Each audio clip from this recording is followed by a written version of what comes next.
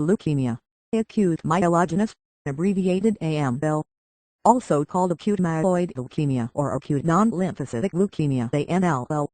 A quickly progressive malignant disease in which there are too many immature blood-forming cells in the blood and bone marrow, the cells being specifically those destined to give rise to the granulocytes or monocytes, both types of white blood cells that fight infections.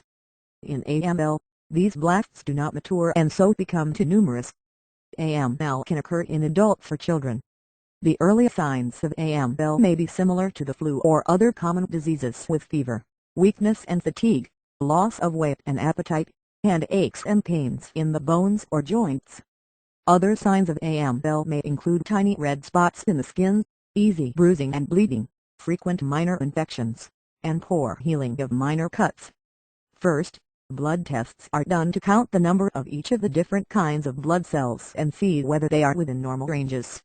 In AML, the red blood cell levels may be low, causing anemia. Platelet levels may be low, causing bleeding and bruising, and the white blood cell levels may be low, leading to infections.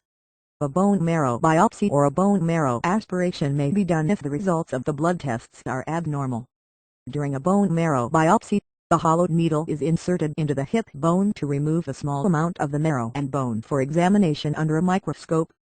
In a bone marrow aspirate, a small sample of liquid bone marrow is withdrawn through a syringe.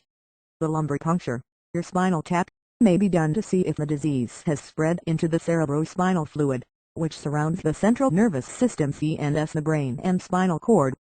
Other key diagnostic tests may include flow cytometry, in which cells are passed through a laser beam for analysis, immunohistochemistry using antibodies to distinguish between types of cancer cells, cytogenetics to determine chromosome changes in cells, and molecular genetic studies, DNA and RNA tests of the cancer cells.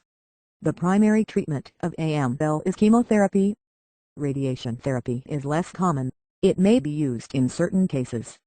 Bone marrow transplantation is coming into increasing use and when appropriate can increase likelihood of cure.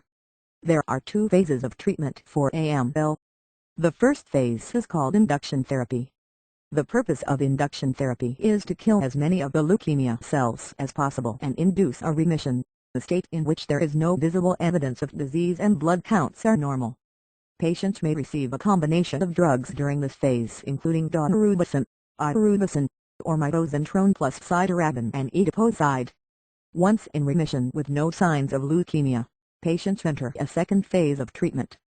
The second phase of treatment is called post-remission therapy or consolidation therapy. It is designed to kill any remaining leukemic cells. In post-remission therapy, patients may receive high doses of chemotherapy, designed to eliminate any remaining leukemic cells. Treatment may include a combination of cytarabine, daunorubicin, irubicin, etoposide, mitoxantrone.